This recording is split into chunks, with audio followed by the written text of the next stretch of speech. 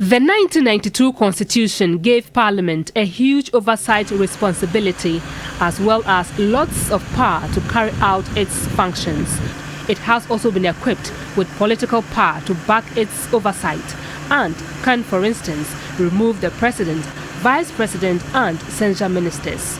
In spite of these powers, many have argued that the legislature has not developed into that autonomous, independent and vital institution capable of asserting its authority as the executive continues to interfere through the appointment of more than half of ministers of state from the legislature. And these appointees do the bidding of government in the House.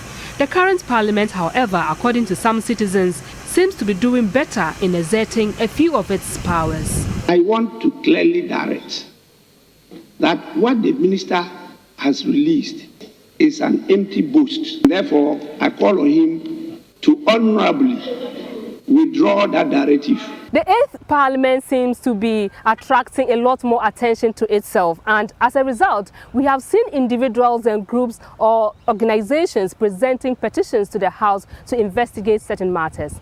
Well, there have also been some directives here and there by the Speaker. Well, some people will argue that the House is becoming too powerful, and we ask, is that the role of the august House or not? Governance expert Professor Parl says for nearly 30 years of Ghana's Fourth Republic, directives have not been given to the executive like now.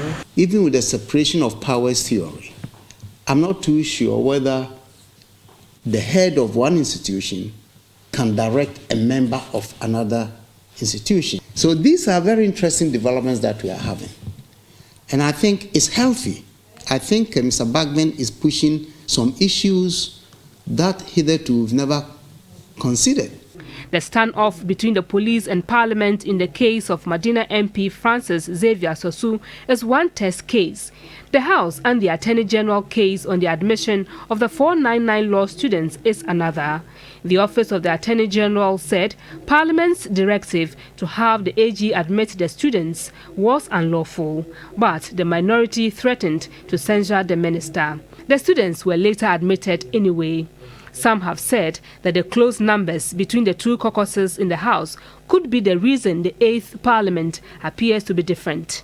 It's a very close parliament, so the minority feels emboldened. But I think overall, that spirit is good. Whether as a result the public will continue, should now have more confidence in Parliament, we would live to see. The challenges of this country, unfortunately, 70% in my view is coming from a weak Parliament. And pray that one day we'll kind of like we got this speaker.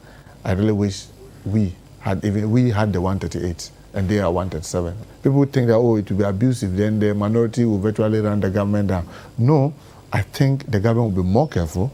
For governance expert Professor Parl, the House indeed is becoming powerful. We have a strong feeling that the executive is too strong and therefore Parliament has been weakened. I think we're on the right course. One can only hope the legislature will continue with the trend and do the bidding of the people who voted them into power.